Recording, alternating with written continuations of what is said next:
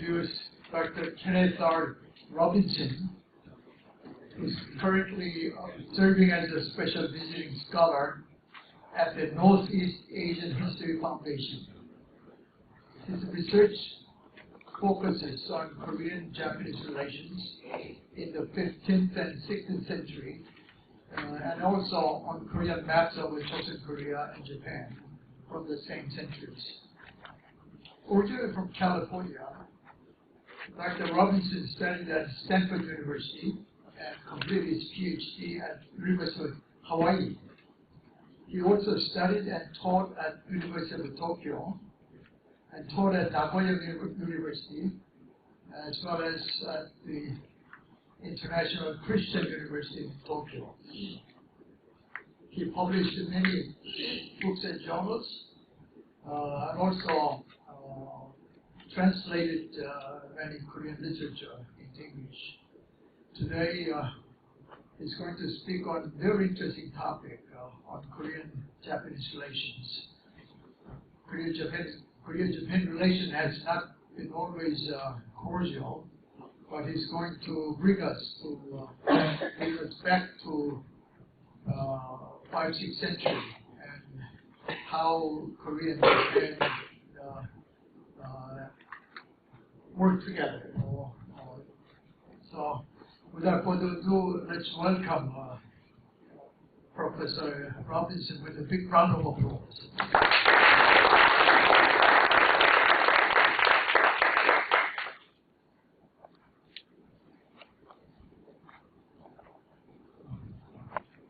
Thank you very much for the kind introduction, and I'd also like to thank the RASKB for this kind invitation to bore you for the next hour with 15th and 16th century history. Those of us who study the pre-modern period are always encouraged to see an audience in front of us. The modern historians, the political scientists, have somehow far more fans than we do. Excuse me. As advertised, tonight's presentation is Pirates and Traders and Fake Japanese, too. Korean-Japanese relations from 1392 to 1592. And you may be wondering what fake Japanese refers to, and I think that will become clear very soon. So, without further ado, obviously we'll cover about 200 years of Korean-Japanese relations in about 40-45 minutes. So there should be lots of room for questions of issues not covered or issues not explained well enough. We'll focus on piracy, trade, and these fake Japanese, that is, imposter identities. And I'll return to that soon enough. These three themes intersect throughout the 14th, 15th, and 16th centuries of relations between the Korean government and a wide variety of Japanese living in the western provinces and in central Japan, or perhaps not living at all. The first two themes, piracy and trade, are linked through the success of the Choson government's policies toward the Japanese pirates in the late 14th century and early 15th century, and toward traders, in other words, encouraging trade in the early 15th century. The second and third themes, again, trade and fake Japanese, are closely related with trade and with the Choson government's policies, making trade through fake Japanese or imposter identities possible. We see imposter trade by Japanese from the mid-15th century up to the eve of Toyotomi Hideyoshi's invasion of Korea in 1592. In short, first, the Choson government's encouragement of trade in the early 15th century ended the activities of the pirates. These, of course, are the Wegu, as some of you know them in Korean, or the Wako, as some of you know them in Japanese. Second, the possibilities that peaceful trade offered Japanese in Western provinces and the trade regulations that the Choson government introduces in the 15th century contributed to the creation of these imposter identities and the imposter trade that they conducted. And third, the Choson government's lack of information about elite families in Western and Central Japan in the 15th and 16th centuries contributed greatly to the proliferation and use of these imposter identities. So we begin with piracy. In the late 14th century, we see the appearance of new governments in both Korea and in Japan. From Korea to Choson in 1392 in Korea, of course, but the situation in Japan was much more complicated.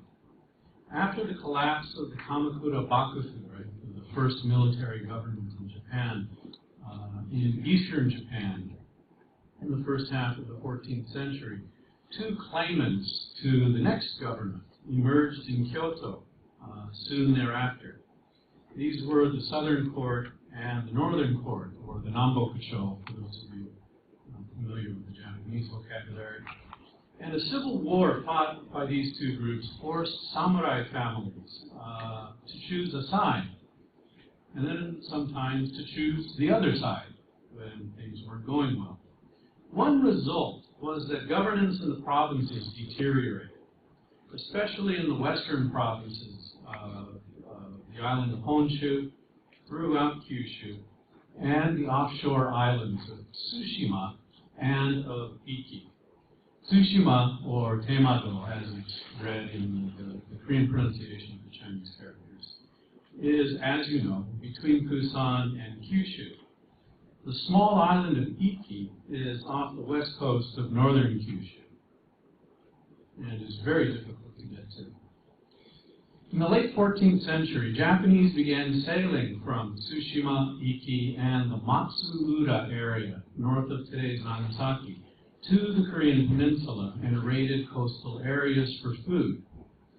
And this is still during the civil war between the southern and northern courts. They also carried back Koreans, and they also took items from Buddhist temples. Hundreds of such raids occurred into the first 2 decades of the 15th century. More specifically, in the late 14th century, Japanese had great success along the southern coast of the peninsula, particularly Gyeongsang and Cholla. One of the reasons for this was a lingering shadow from the period of the Yuan government, the Mongol rule of Korea, or Korea. The Mongols forbid the Koreans from building large ships for obvious reasons. Large ships were already being used for carrying grain from the southern provinces up to the island of Kanghwa-do, where the Korean king was living. But the Mongols obviously didn't want military ships, naval ships, to be built. So when the Japanese started attacking the southern coast, there were no large navy ships capable of firing upon or attacking the Japanese pirates. Soon enough, however, these types of ships appeared, and soon enough, the Korea government, the early Choson government, very quickly achieved success.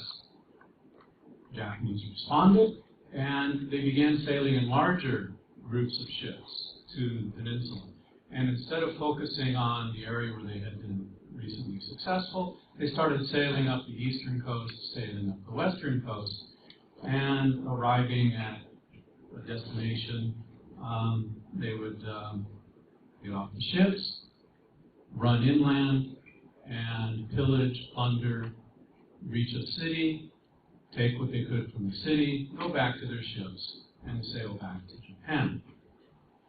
It's this type of these types of activities in the early 15th century that the Choson government successfully brings to an end through the offer of trade, of peaceful trade.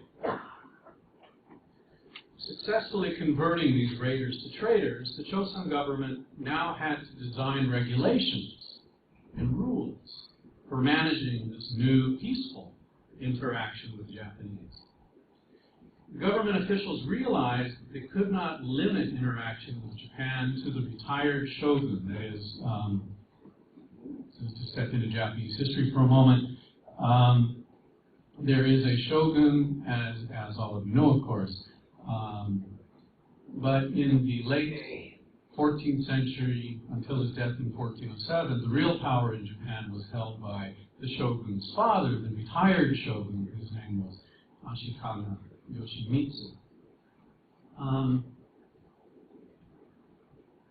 To limit trade between the Korean king and the ruler of Japan was not going to solve completely the piracy problems. So the Korean government quickly decided to encourage local elites in Tsushima, in Iki Island, in Kyushu, in western Honshu to begin trading in Choson.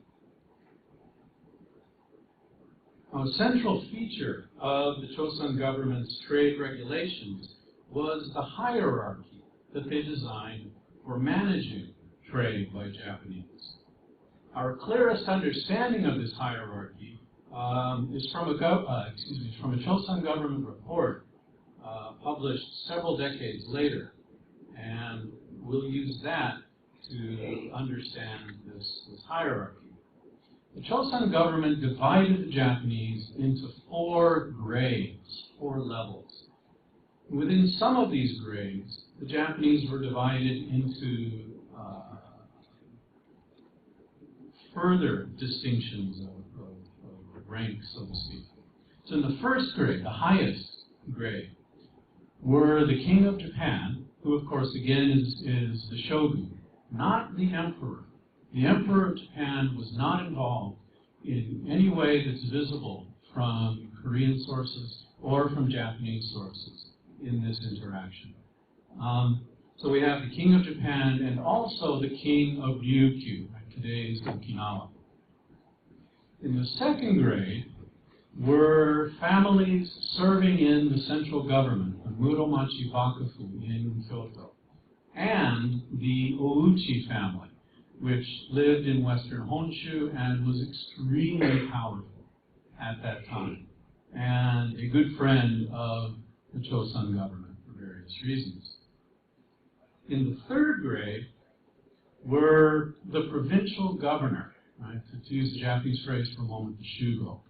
The provincial governor of Tsushima, when he sent what the Korean government called a special envoy to Korea. Now, we don't need to talk about this special envoy in our context tonight. But a second Japanese elite in this third grade was the Kyushu Deputy. Now, in the late 14th century, the Kyushu Deputy was extremely powerful in northern Kyushu and contributed to suppressing the sailing of pirate routes to Korea. But by the 1420s, the Kyushu Deputy has almost no power whatsoever in Kyushu. So we won't worry much about the Kyushu Deputy. And in the fourth grade were all other Japanese. And all other Japanese becomes a very important category when we talk in a few minutes about the imposter identities. Now, these contacts included the provincial governor of Tsushima when he sent trade ships to Korea. And the Korean government permitted him to send 50 trade ships to Korea each year. This is far, far more than any other Japanese was permitted. Also in the fourth grade were other Tsushima Islanders who sent trade ships, and just about everyone else from Japan who sent trade ships, particularly the Kyushu area. There was one other group, which I have to mention so that I don't need to mention them again. And that is this particular type of Japanese person to whom the Choson government gave a nominal military position. Right? They received the post but they didn't have to serve in the military. They could stay in Japan and send one trade ship every year. But unlike the other Japanese who sailed to Japan, these men who received the nominal military post also received Korean military clothing, so that when they went to Korea and traveled up to Seoul, they had to wear the military clothing when they met the king of Choson. Again, they're the only people who had to do this. And they are not models for the imposter trade. Okay. The Japanese who conduct the trade, however, don't go to Korea. They send a representative. Right? The governor of Tsushima is very busy being the governor of Tsushima, so he sends representatives, as do other people in Kyushu and in Honshu.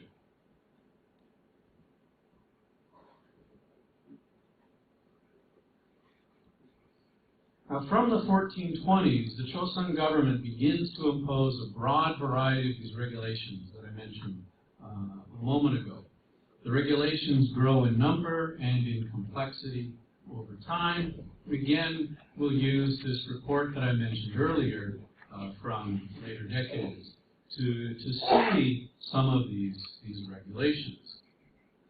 But it's very important to keep in mind that the quality and the quantity of the trade that you could conduct in Choson, right, fell at each of the four grades.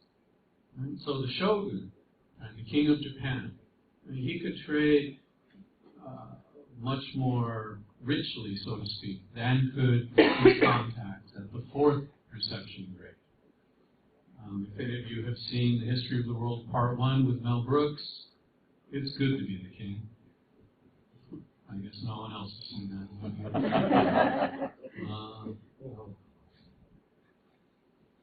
That's probably my only attempt at a joke. Laugh now. Okay. Let's focus on the fourth grade, because as I mentioned, that's where the largest number of these contacts are placed by the Choson government.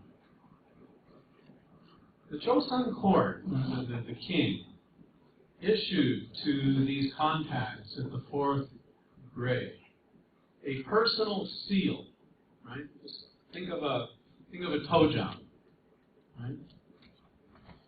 And that seal was made of copper, and into the face of the seal was carved the contact's given name, right? Not the family name. The family name was too common. The given name was unique. So it was much easier to identify the trader through the given name. So when I want to send my trade ship to Korea,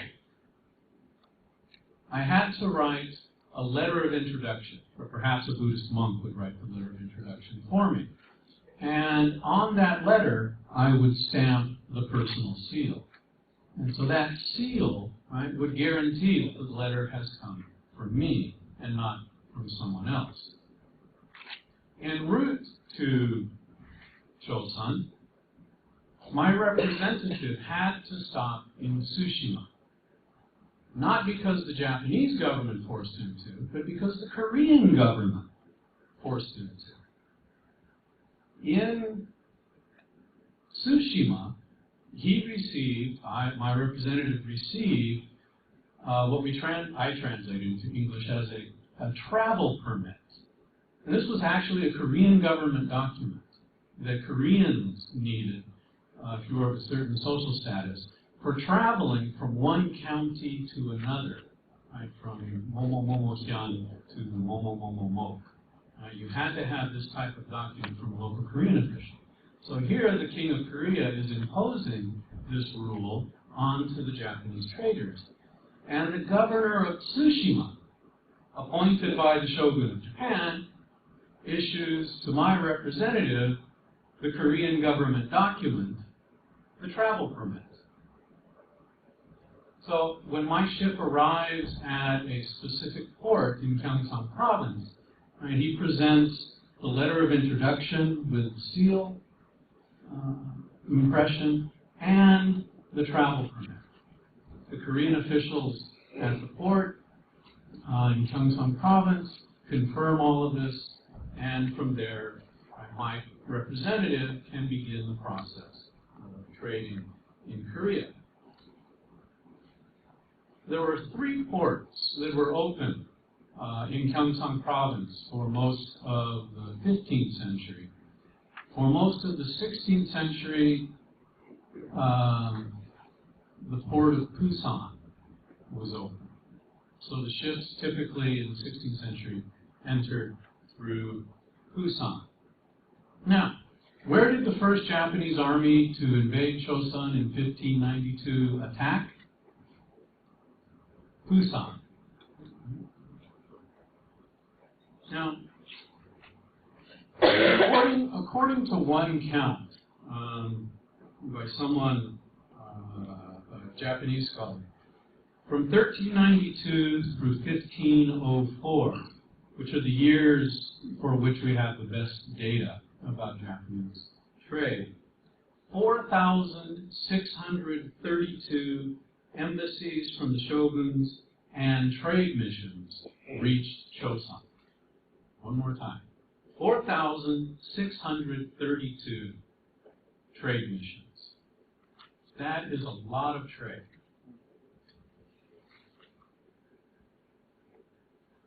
It's from this point now that we can begin to discuss fake Japanese. These fake Japanese were designed in Japan for trading in Chosun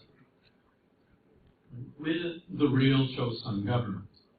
Each of these fake identities was designed to fit into one of those 4 grades that I mentioned earlier, and they were designed to be recognizable to Korean officials. And they had to have a family name that the Korean government could confirm by asking another Japanese. Right? Do you know the family name Tanaka? Oh, yeah. This is one way that the Korean government could check on these contacts. Now, we see several patterns of usage of these imposter identities from the mid-15th century until 1590. In other words, the Japanese involved in this trade were extremely inventive to be able to carry this out for 150 years. And they knew that the Chosun government did not have detailed information about people and events in Western and Central Japan. We'll return to this point about the lack of knowledge later. Here are a few examples, just a few, of these imposter identities. In 1459, Chiba Mototane, who was based in central Kyushu, received permission from the Korean government to send 1 trade ship each year. He died in 1464, after the court had received 2 of his trade ships. Despite his death, Mototane trade missions continued to arrive in Korea until at least 1504. It would seem that the governor of Tsushima held the Mototane personal seal the Korean government had issued, right? Probably, maybe, we don't know, from 1459 or so. In other words, maybe it was the governor of Tsushima who has used the Chiba Mototane identity, right, the real person's name, to request trade in Korea. Chiba Mototane lived in the central Kyushu. Whether he even knew about trading with the real Chiba, we don't know if he even knew about trade in Korea. So, did the real Chiba Mototane receive permission to trade in Korea, or did someone else? Another example is the personal seal for someone named Ouchi Noriyuki. the Noriyuki that traded in Choson wrote his, quote-unquote his, given name with different Chinese characters than the real Noriyuki who lived in western Honshu. From 1466, Japanese, somewhere, began a concerted effort to utilize the Korean king, King Sejo's, interest in Buddhism. Sejo, who reigned, as you know, from 1455 to 1468, displayed great support for Buddhism during his time as king. One example not too far from here, of course, is the pagoda at Pagoda Park, at Pakul Park. As many of you know, that park originally was Wangaksa, at a temple that Sejo founded during his reign. The Japanese who visited Seoul learned of Sejo's support of Buddhism and soon began to use Buddhism as a means of requesting personal seals for new imposter identities. From 1466 to 1468, Japanese sent at least 33 trade missions under new identities. However, for whatever reason, the Choson government gave none of these first-time contacts a personal seal for annual trade. In other words, these contacts could not send a second trade mission. If you didn't receive the personal seal at that fourth reception grade, then you could not continue to trade. Now, the Japanese planners of these imposter trade missions sent them from, quote-unquote, from actual ports, harbors, towns, and toll stations around the Inland Sea, the Seto Naikai, and along the western coast of Honshu. The composers of these identities may have selected these scattered places so to cultivate the impression that word of these various miracles or the sightings of Buddha's relics, for example, in Choson. Right? The news of this had spread rapidly in Japan, and the Japanese throughout the western half of the country had learned of these wondrous events. I recall, of course, that Japan was then and remains very much a Buddhist society.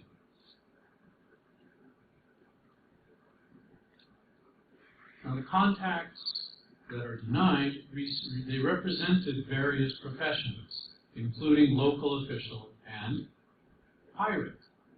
Literally, the text tells us that they were heijo, kaizoku. No Buddhist monks appear, however. Interesting. And even an imposter contact affiliated with a Shinto shrine sent a trade mission. Now, the person under whose name that mission sailed in the 1460s had died in 1446. So the variety of occupations, too, may have been meant to impress Sejo with the breadth of interest. However, Sejo's death in 1468 ends these particular efforts. Meanwhile, in 1466, King Sejo had returned from a visit to the Kumgang Mountains, which all of you know far better than I do, continue to be important in Korean Buddhism. Here we see a different type of inventiveness in designing imposter identities. Back in Seoul, then, Sejo greets a Japanese Buddhist monk called Jurin. Sejo gave Jurin a letter to present to the Japanese shogun. Jurin sailed back to Japan, but instead of sailing through the Inland Sea to Kyoto, which was the common route, instead he sailed up the western coast of Honshu, stopped at the port of Obama, yes, Obama, and followed the road from Obama to Kyoto. In 1470, Jurin departs from Kyoto for Choson, this time sailing through the Inland Sea. Now, in 1467, when he returns to Japan, And in 1470, when he sails back to Choson, representatives of local Japanese elites along these two routes, right, through the Inland Sea, right, towards Korea, and northward along the western coast of Honshu. Right? The representatives of local Japanese elites, one more time, representatives of local Japanese elites who claimed that they had escorted Julian along the coast and through the sea, requested personal seals. However, as earlier with the requests based upon Seijo's Buddhism, the Choson government does not give them personal seals.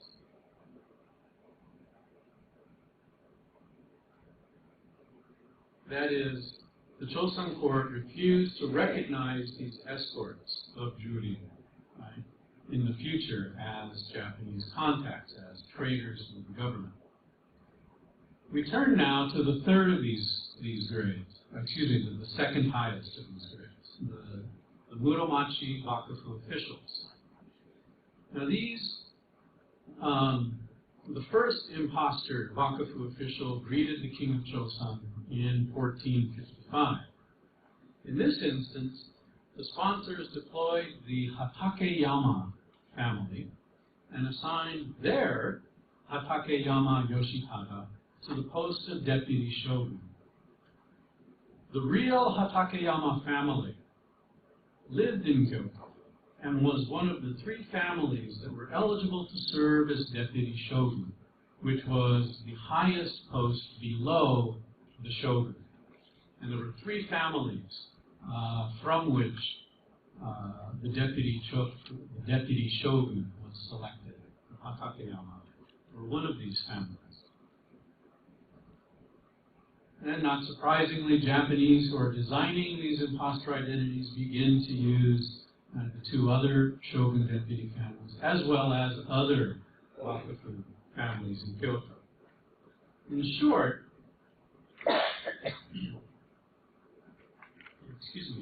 all of the more than 1 dozen Bakufu officials, under whose names and government positions more than 30 trade missions sailed to Choson between 1455 and 1474, were fake Japanese.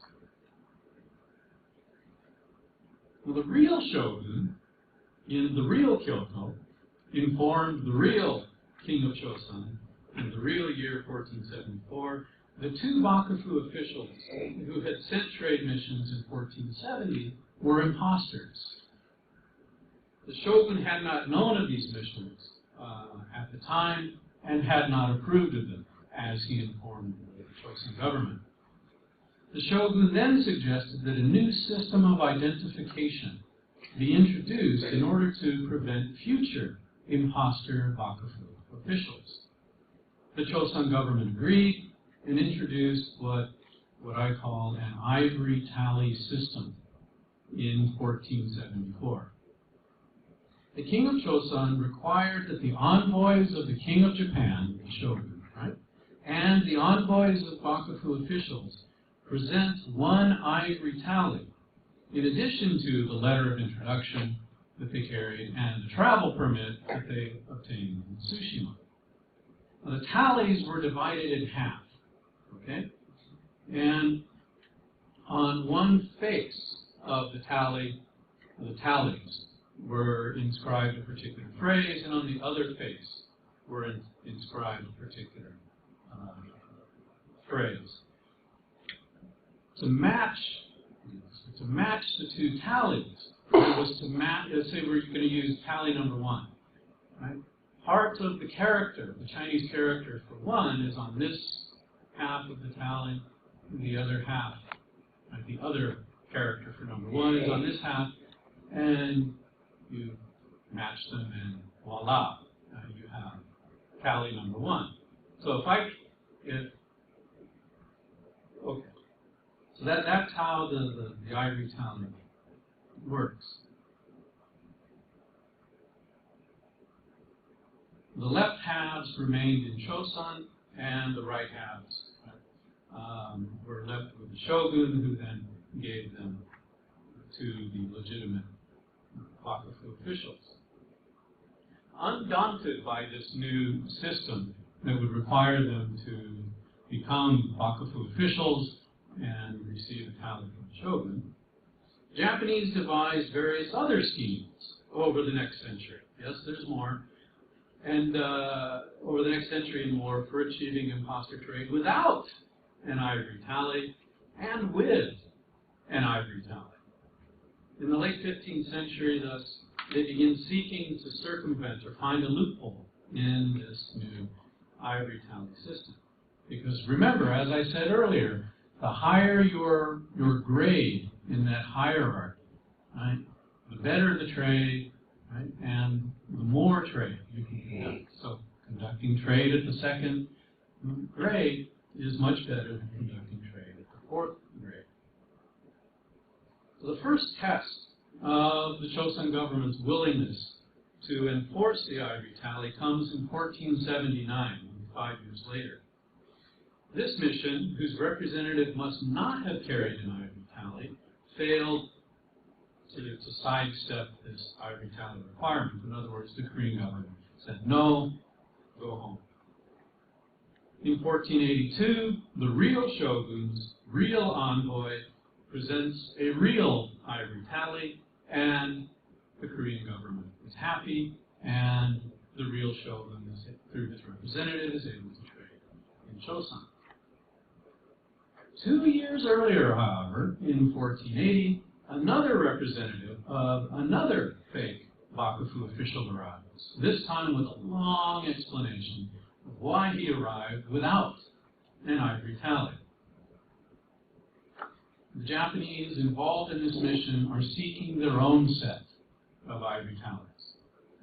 So in his letter, we learn that in 1474, the embassy carrying the real ivory tallies from Seoul to Kyoto had not been able to sail through the inland sea because of the war, the Onin War, that was then engulfing central Japan.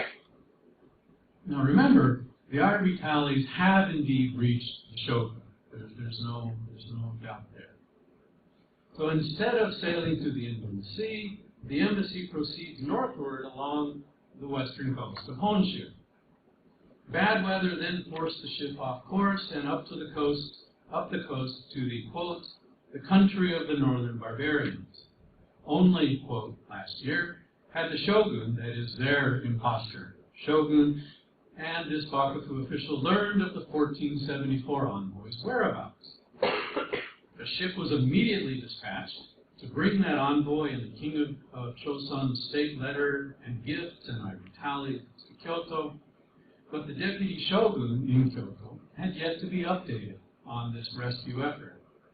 Concerned that the shogun might be behaving rudely toward the king of Choson because of the missing state letter and the royal gifts, this imposter Bakufu official asked the king of Choson to tell him the contents of the letter that had been sent to the real shogun in 1474 so that he could relay that information to the shogun. Now, you can clearly see, I hope, that this is a ruse. Right? They're trying to find out what was in the letter so they can respond more effectively and somehow achieve their own ivory tally. If they had been successful, this new ivory tally system would have replaced the shogun's ivory tally system, would it not have? Second, the new ivory tallies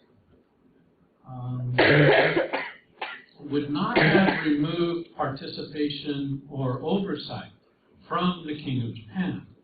Rather, the imposter king of Japan would now oversee the use of the ivory tallies, not the real shogun in Kyoto. Third, the possession of these new tallies would revive trade through imposter Bakufu officials, which the real 1474 ivory tallies had been intended to stop. Right? The shogun has complained that two fake shogun officials, bakufu officials, right, had gone to Choson in 1470. If skillfully executed, this ruse would have left the Choson court without knowing that new ivory tallies had been entrusted to an imposter king of Japan. In the end, the Choson government did not issue a new set of ivory tallies. But we get a sense of the lengths to which Japanese involved in this imposter trade would go in order to enhance their trade in Choson. Now here, I would pause and introduce two cases of Japanese inventing foreign countries and attempting to initiate foreign relations in the first reception grade. That, of course, for foreign rulers. However, our time is short. Several decades later, as political disputes and battles continued in central Japan, the shogun was forced to leave Kyoto. Now we're in the 1510s at this point. He settled in western Honshu, living with the Ouchi family that we've met already. This shogun in exile rewarded the Ouchi by giving them some of the real ivory tallies that had been issued in 1474. Back in Kyoto, the new shogun asks the Choson government for new ivory tallies, right? In other words, to prevent those tallies that have been taken to the Ouchi family from being used. And he received a new set in 1504. He entrusted these ivory tallies, these new ivory tallies, to the Otomo family, which was a very powerful family in northern Kyushu, and which supported him, and which had also traded for many, many decades. These new tallies invalidated, obviously, the tallies held by the shogun in exile and the Ouchi. However, the shogun in Kyoto also entrusts two of the new tallies to the Ouchi family. No one has figured out why. How these ivory tallies in Kyoto and western Japan were used is not yet clear. It appears, though, that all of the King of Japan embassies that are sent to Choson from this time on were imposter shogun embassies produced in western Japan, that they're not sailing from Kyoto.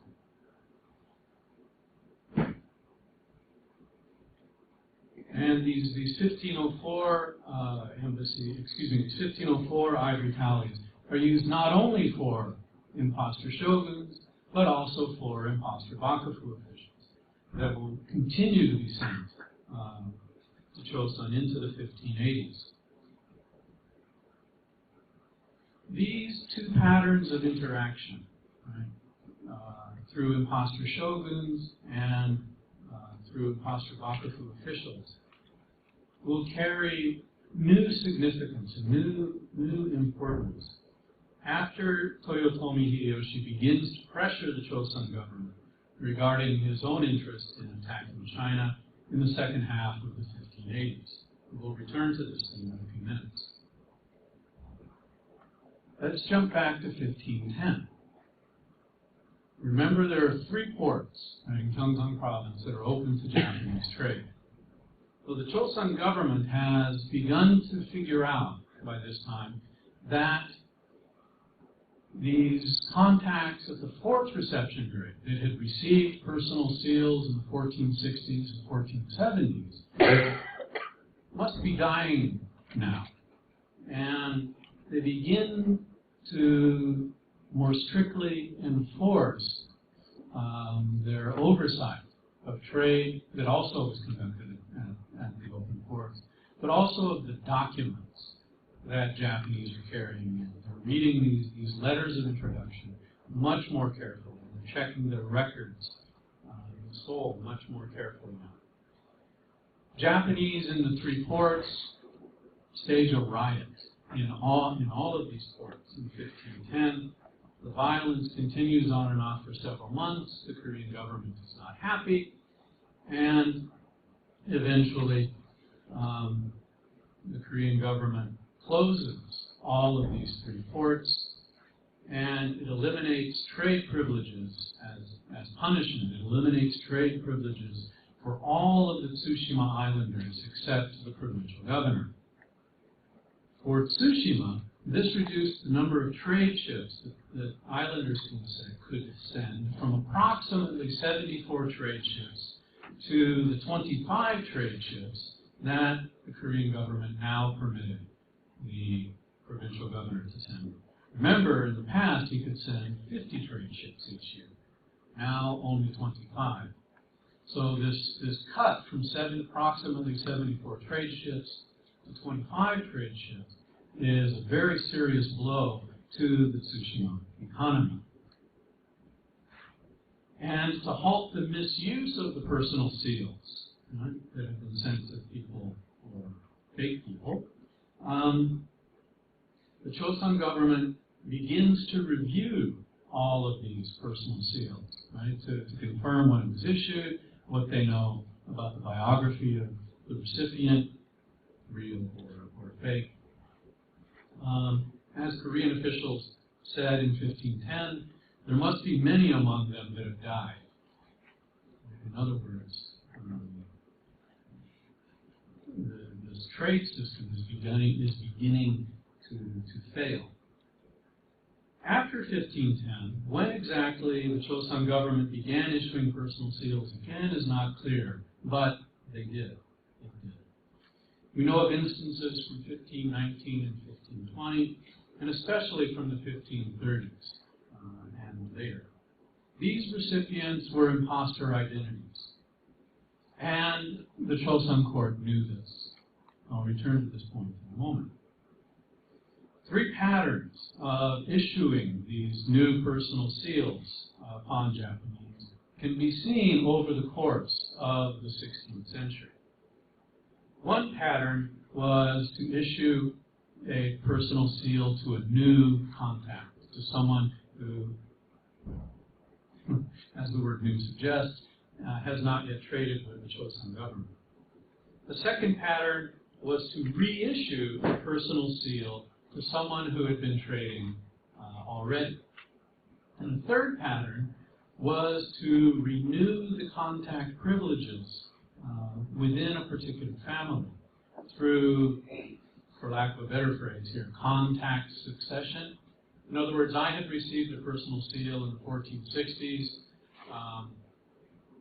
whether I'm legitimate or an imposter identity, and I've probably died by now. And so the Korean government issues a new personal seal to my successor, my son. And that successor is now able to trade regularly. Stated slightly more carefully, and this is an important point for understanding the trade in the 16th century, the Choson court did not issue personal seals to the successors of contacts, contact succession, to the successors of contact who had traded before 1469, when a new king comes to the throne in Choson. But the Choson court did issue personal seals to the successors of contacts who had begun trading after 1469. In other words, the Choson government seized these contacts from before the new king is enthroned in 1469 as imposters, and we're not certain how they understood these contacts that had begun trading from or after 1469.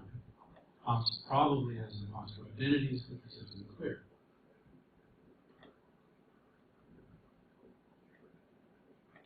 In other words, the Choson government knew that it was permitting imposter identities to trade in the 15th century, and through these ivory tallies, we know, and the personal seals, we know that it knows that it is permitting imposter identities to continue trading in the 16th century. Unfortunately, given the documents that are available, we do not know how frequently these new imposter identities traded in Chosun in the 16th century. However, the Japanese pirate raid, we're back to the pirates, in 1544 causes the Chosun government to again close the country to Japanese trade.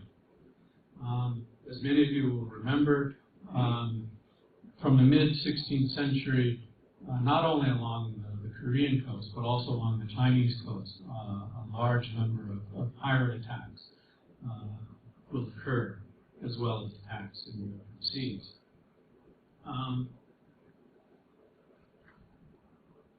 They closed the country to the Japanese for 3 years, and in 1547 reopened the port of Pusan, only Pusan. And again, everyone knows the answer now. What port did Hideyoshi attack in 1592? 1, 2, 3. All right.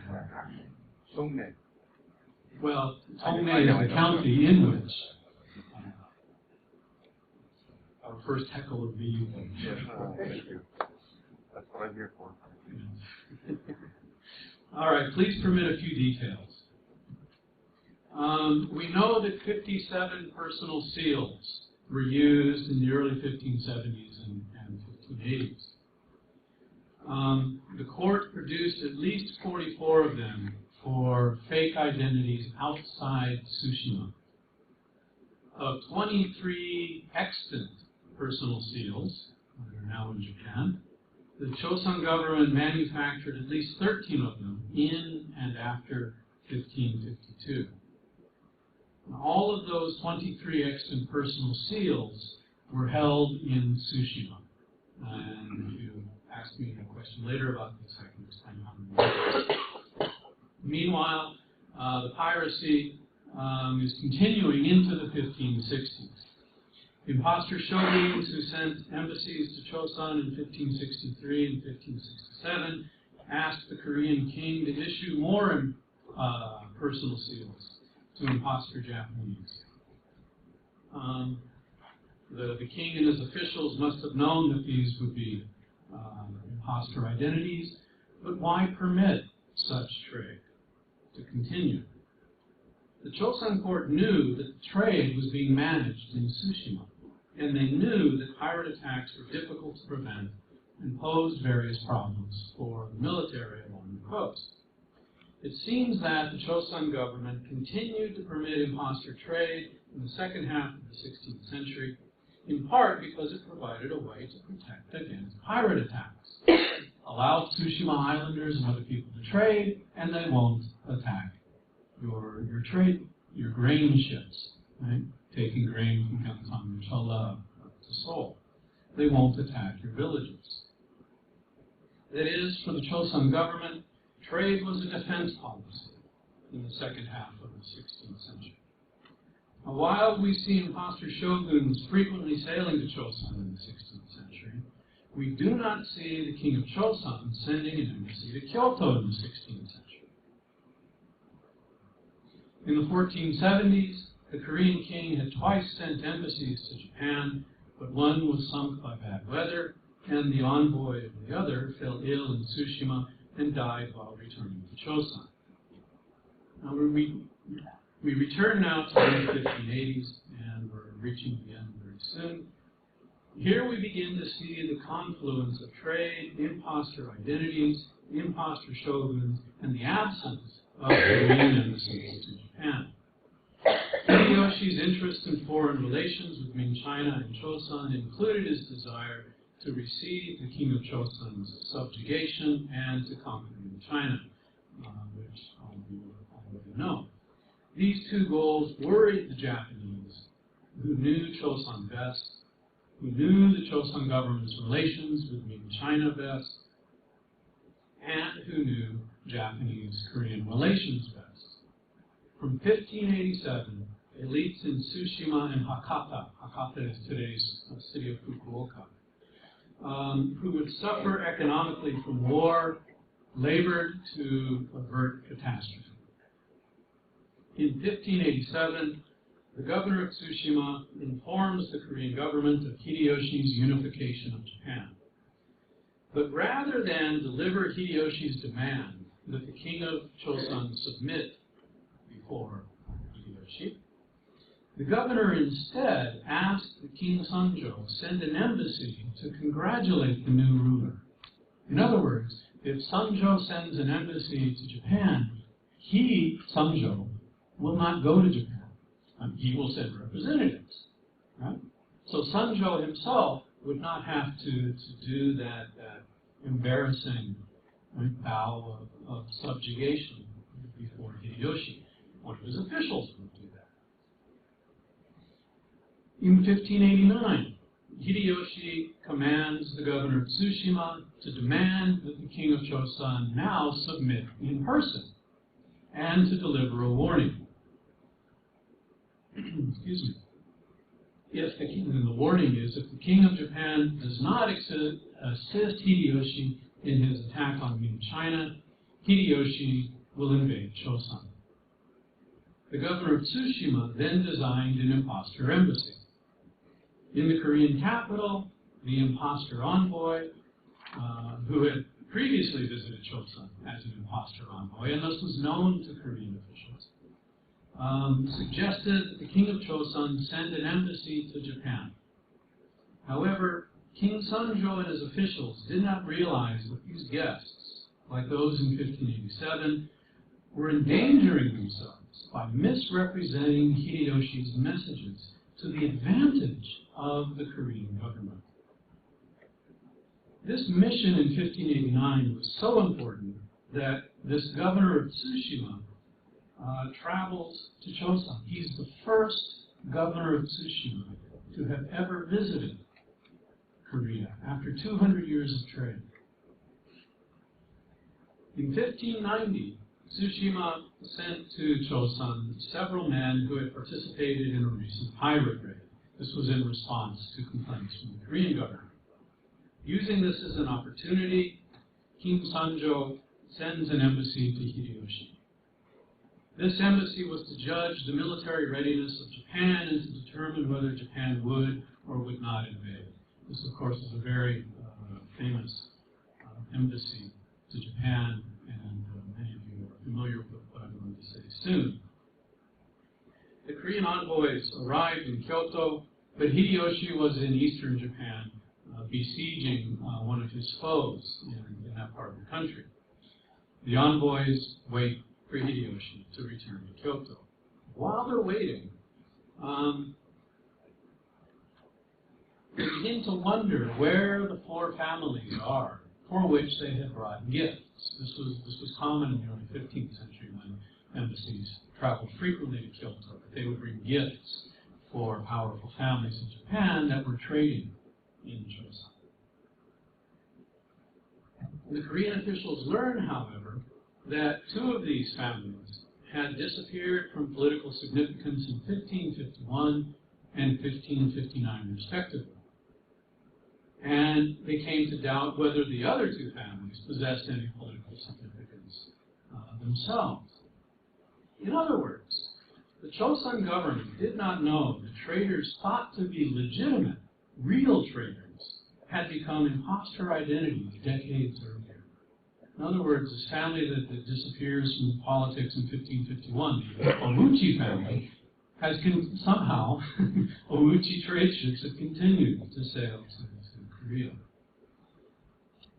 The imposter trade that Tsushima and Hakata were then desperately trying to preserve had been exposed as broader than the Choson government had ever imagined. This discovery, however, showed how dangerously uninformed Korean officials had become about the changes in Japan over the past century and more, and especially in recent years. There was one more feature to this embassy from Choson in 1590. As many of you know already, when these two officials return to Choson, they report to the king and his highest-ranking officials. And they belong to different political groups among the government officials. And one of the envoys says, yes, Hideyoshi is prepared to attack, The other official says no, she was not prepared to attack.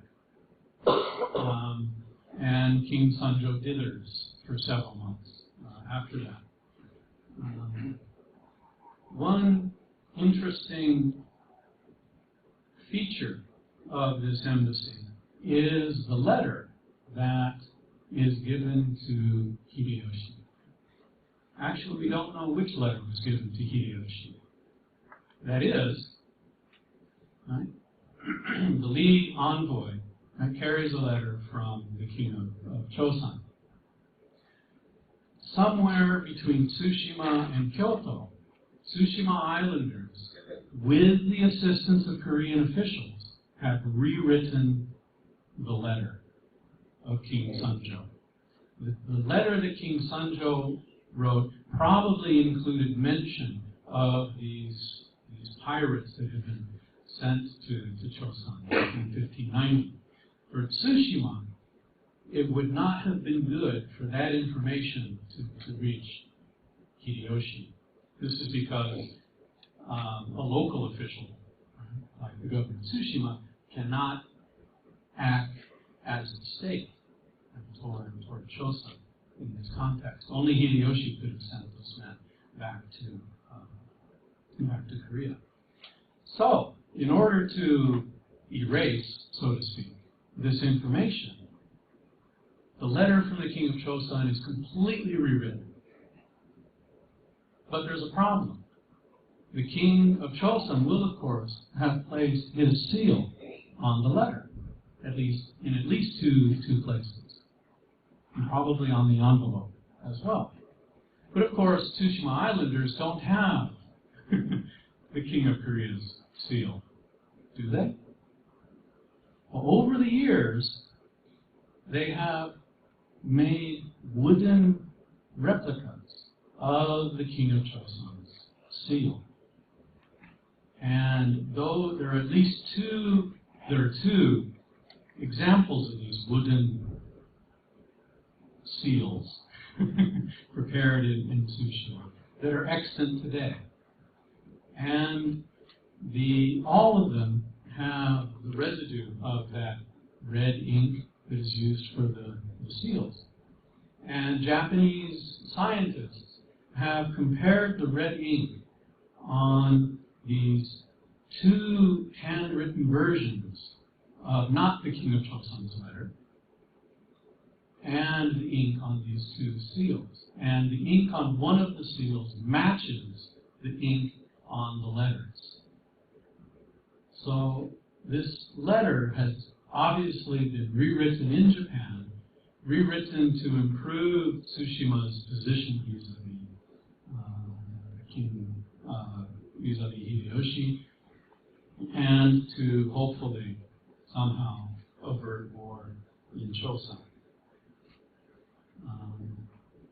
To conclude, some of you are probably thinking finally, many men who actually lived in western Honshu and Kyushu in the 15th century actually traded in Choson, as we know.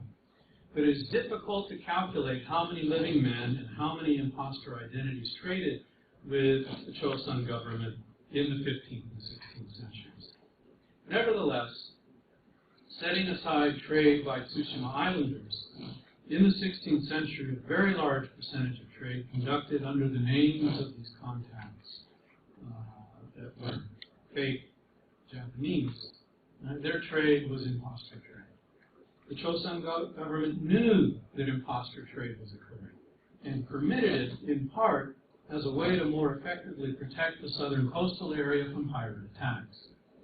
And the Choson government succeeded at this to the extent that the governor of Tsushima relayed information about suspicious ships sailing nearby.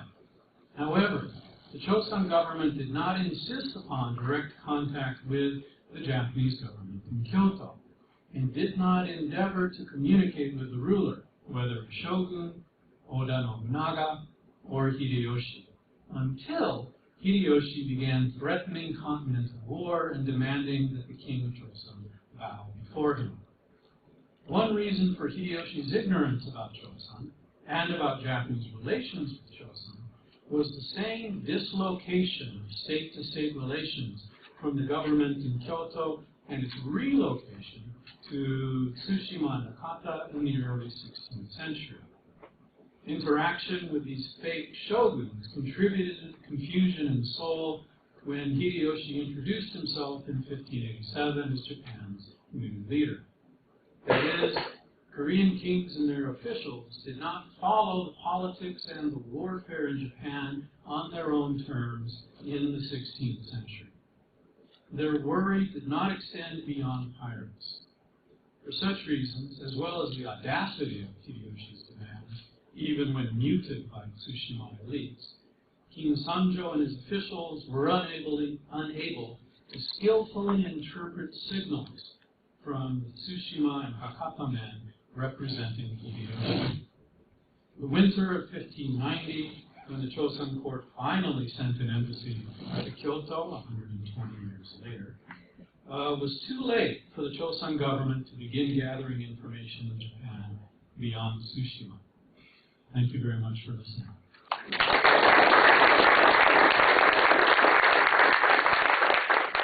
Thank you for the fascinating presentation. I think we can entertain. That was time, but we have a few questions. May I pose one question? What are the main items for trade of that time? The main items for trade from Japan to Choson typically were Southeast Asian products that Ryukyu and Okinawan ships would sail to Southeast Asian ports and trade in Southeast Asian ports, bring back spices, dyes, various other objects. They would be carried to Japan, and from Japan be carried on a ship into one of the open ports. From Korea, Japanese often received grain. They often requested and received Daejanggyang, the Buddhist sutras. There was a lively silver trade for a while from Japan to Korea. I'm blinking now, so more confident.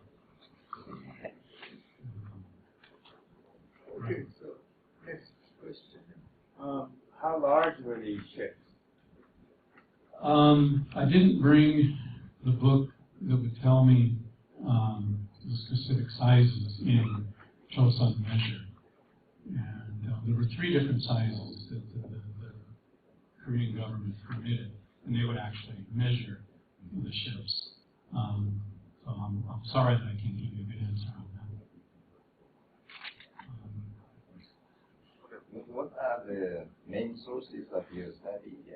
The literature in English or Japanese or Korean? This is always an embarrassing question to answer. The texts in Hanmun, such as Choson Shilo, and our Korean sources, texts in the Japanese version of Kanbun and Hanmun, various layers of non-Hanmun Japanese, 17th, 16th, 15th centuries. Japanese language scholarship, Korean language scholarship, English language scholarship. I apologize. Yes. Why did Toyotomi Hideyoshi basically decide to invade Choson while he knew that Tokugawa Ieyasu was waiting for him to make a big mistake? And Hideyoshi was a greedy man, and it was a very, very risky Bunroku and the Keicho run. Why did he do that? Risking such a... No, his health wasn't good. This is the $64,000 question that no one can answer. Why did Hideyoshi invade Korea? He must have felt that he could, or his armies, Japanese armies, after a century of honing their skills at war in Japan, would very easily overrun Korea and then soon enough begin fighting in China. Ieyasu, who of course will become the shogun, the first shogun of the next government, is based at this time in eastern Japan, in what becomes the Edo area. And he has just an amazing amount of land, very fertile land, which makes him very rich in the economy of that time, because grains are how you pay your soldiers, for the most part. Hideyoshi must have felt that somehow Ieyasu would not challenge him, so long as all of the armies were fighting in Korea or in China. And interestingly, and very helpfully for Ieyasu, he did not send an army to Korea. So many other Japanese generals, for lack of a better word, sent armies to Korea, but not Ieyasu. So he did not squander much of this great economic wealth that he has. He emerges unscathed from the war in Korea. Just quick on this continuation. That on my way to here tonight, I looked in the Kyobo bookstore. I read the book, very thick Japanese book, Bunroku and Keisho no Da. This is exactly what you study. Of course, on your subject is pirate. I briefly read that Hideyoshi had to invade Choson with one, basically, he needed rice field. He had many generals, he won unified Japan, and he had to award all this general with the rice field, but he had already assigned all rice field, same patch 2-3 times to 10 different generals. So this created some problem among generals. So he needed the rice field, and he noticed in Korea, get the rice field, assign them as a reward. I think I just briefly saw it. I didn't go into too much. So just a brief response to the individual. Excuse me, the individual in the back. I'm not arguing with you, but this does raise the question of why Hideyoshi would have proceeded beyond Seoul, up to Pyongyang and into Hamgyongdo, if the southern provinces were his main goal. I don't know the answer. I don't think anyone can really argue with great certainty just why Hideyoshi did. In the back. Yeah, when I was in Japan, I heard another explanation. I'm sure you heard this as well, so I'd like to get your opinion. Is that after unifying the country, there was overabundance of samurai and soldiers, and there was a concern with the French government that unless there was some employment, that there would be outbreak of warfare again. So, yeah, let's go for China, but if we don't make it, it's okay because we have removed a potentially volatile component of our society. And why not just send the Christian troops at the front? Because we'll get rid of that problem in the same process. Have you heard this? I assume you have. The Christian troops refers to the Christian daimyo in Kyushu, who of course, where Kyushu has wonderful rice. Before, I think it's the aging process is accelerating. I think it's 1589 that Hideyoshi introduces what's in Japanese what's called hei no bunri, right, the separation of farmers from the soldiers, the samurai. And the samurai are to move into the cities, and the farmers are to farm. And that would be a way of reducing the number of men carrying weapons. And I've always wondered whether that was a wise policy, given what happens from late 1591, or from 1591 when it begins the process of preparing for the invasion. I don't know. There was a question. Yes. What did they use for the trade? Was it straightforward barter? Was there a currency used? Was it a mix of the two? How was that carried out? And then I assume after the goods arrived in either Japan or Korea, there were any number of more intermediaries? Or was the continuous transport of goods carried out by government agencies? Mostly yes.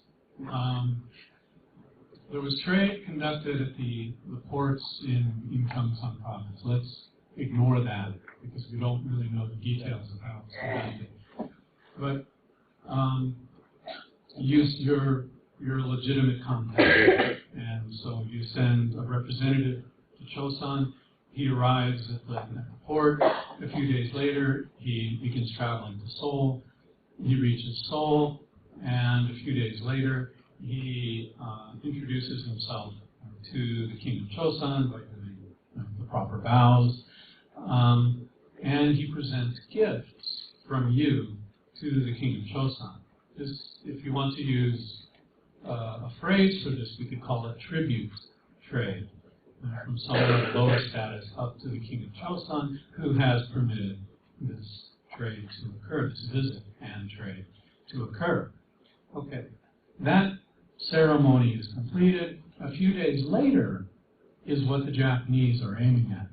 And that's a meeting with, in Korean it was called the Yejo, in English the Board of Rites, R-I-T-E-S, which obviously oversaw various of the ceremonies that the court conducted throughout the year, but it also oversaw the details. It managed the details of foreign relations with China, with Japan, with Ryukyu, with Jurchen, Yajin, Yain, people in northern Hamgyongdo.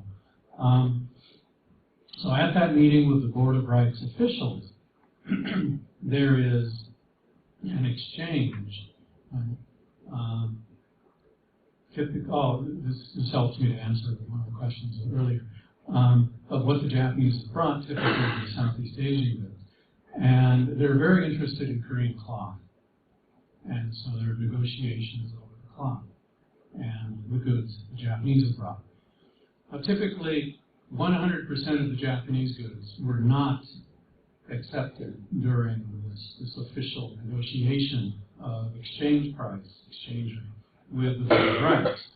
Also present then were merchants, sole merchants, who had been officially recognized by the Choson government and were permitted to participate in these meetings. And after then this trade with the Board of Rights, then the Japanese could trade with the merchants. Their meeting, if there still were items left over, the Japanese then, with an escort, could take them into an open market. And with a Korean interpreter of Japanese, negotiate with the sole merchants in the markets. Wholesale merchants. Presumably. I don't know the 16th century or 15th century word for wholesale merchants. It would seem odd that the Japanese sellers of the goods actually were doing retail sale in Dongdaemun Shijang.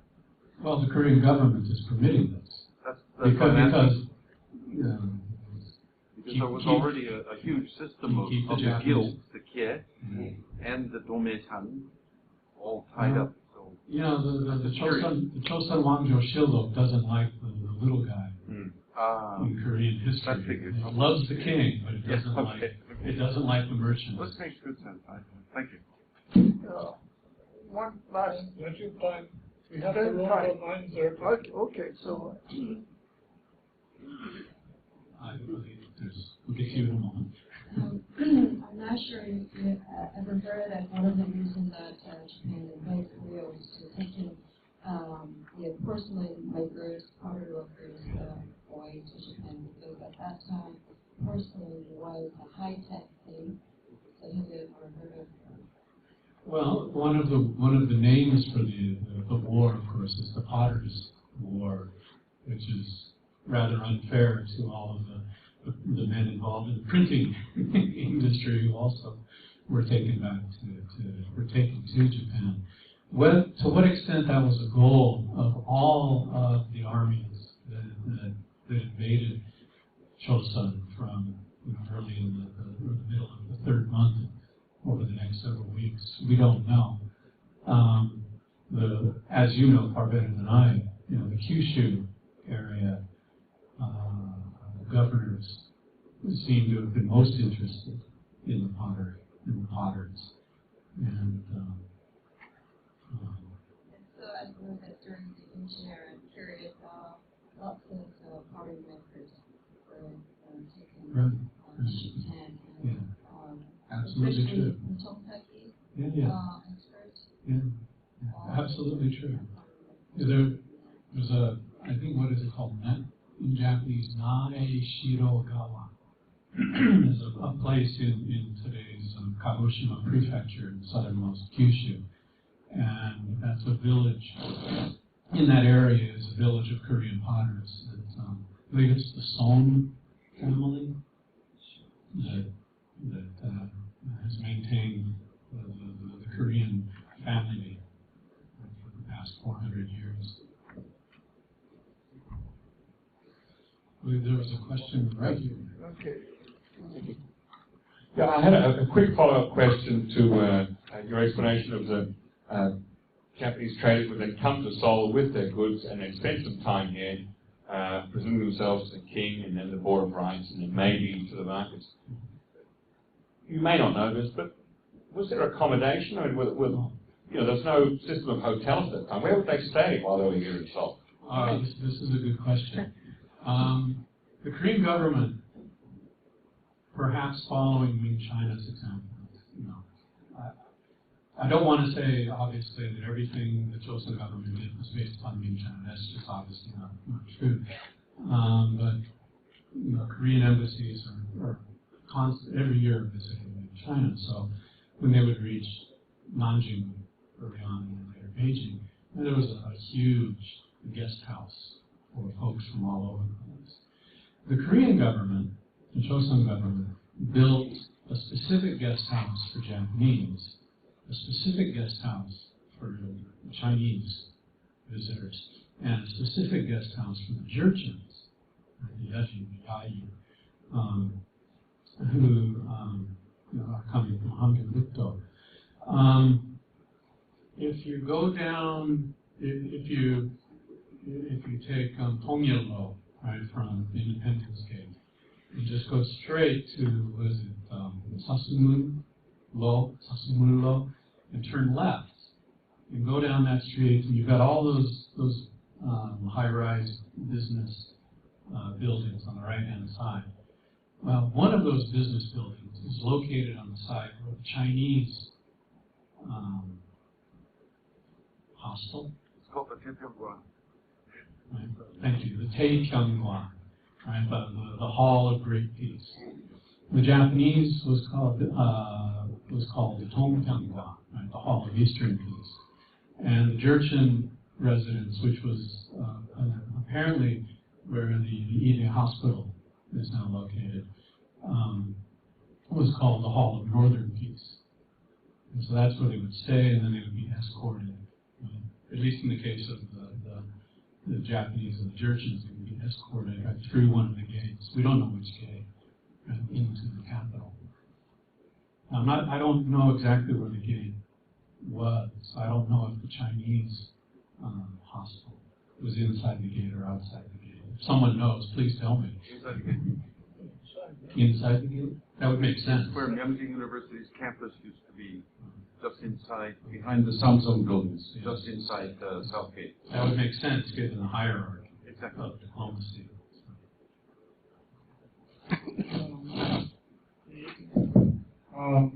The Korea Review in about 1904 published a whole series of translations of the regulations governing the visit by Japanese envoys, how much food each of these boats and crew and all these people they receive. Do you know? Have you seen that? What what envoys would those have been? This is embarrassing. I have to see the. I'm not trying to duck the question. I'm trying to admit ignorance. That's fine. It's too general a question. I can't remember when it would date from. There were several such texts prepared in the late Choson period. Kyorinji, Torinwanji, and several other texts. In my period, there's only one such. Outside of the Shilla, the information scattered in the Shilla, there's only one such.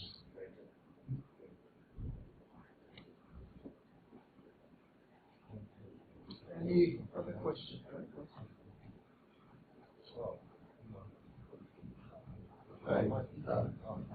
You said that the Choson government was complicit in all this extreme fraud, but I'm curious, at some point they must have, just through any kind of blind luck, uncovered an imposter where it was so obvious that they must have had to punish somebody.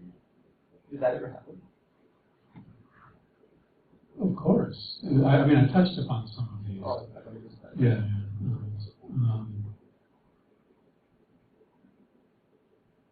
Well, the excuse me, these two fake countries that no one has asked about.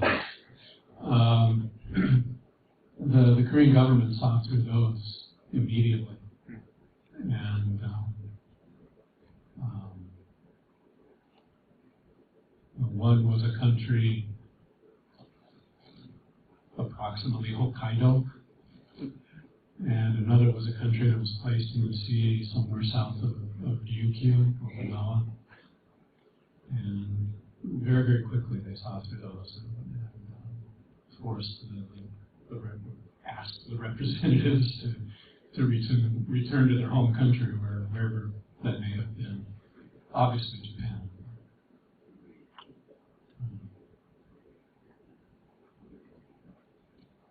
Okay, thank you very much. Okay, thank you.